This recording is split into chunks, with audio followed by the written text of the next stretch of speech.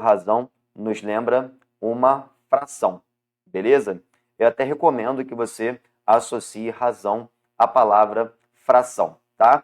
E relembrando, né, se a gente está falando de uma fração ela pode ser genericamente representada dessa maneira, né? A está para B, ou A sobre B. Esse número de cima é o chamado numerador de uma fração, e esse número aqui de baixo é o chamado denominador de uma fração. Tranquilo? E uma razão também pode ser considerada uma divisão.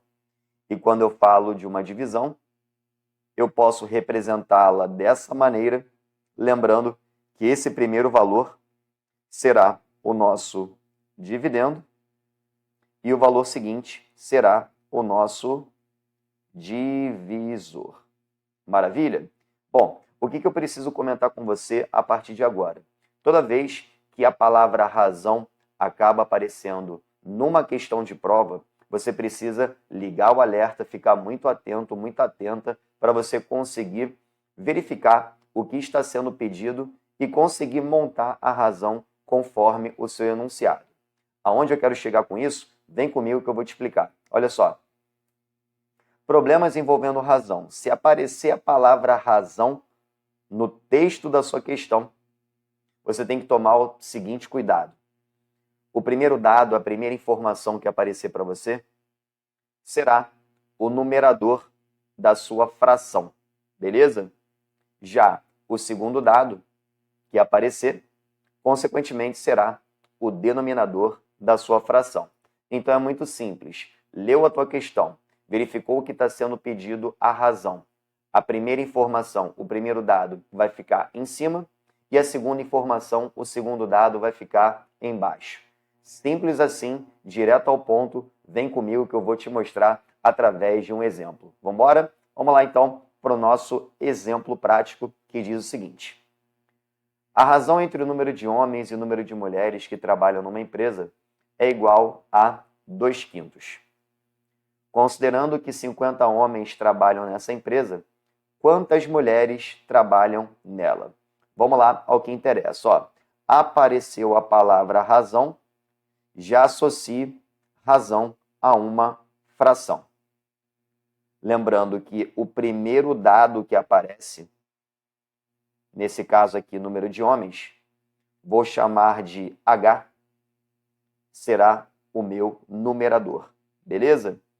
E o segundo dado, no caso, número de mulheres, que eu vou chamar de M, ficará embaixo, ou seja, será o nosso denominador.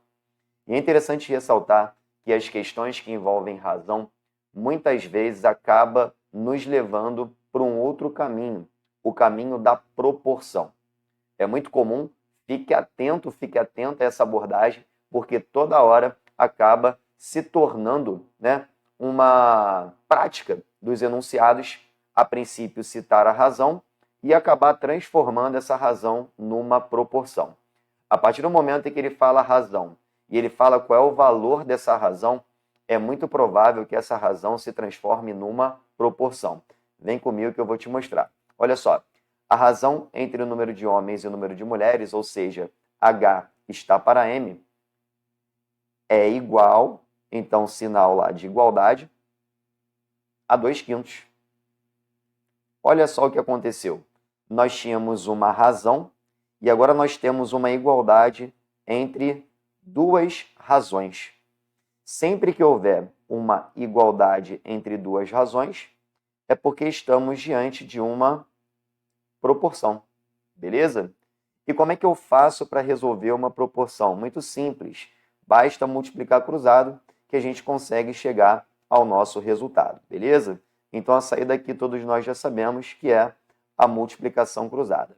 Detalhe importante, olha só o que diz o nosso enunciado. Considerando que 50 homens trabalham nessa empresa, ou seja, o meu H é igual a 50.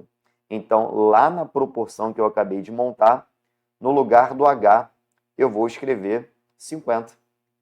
E agora, a nossa proporção ficou assim, ó.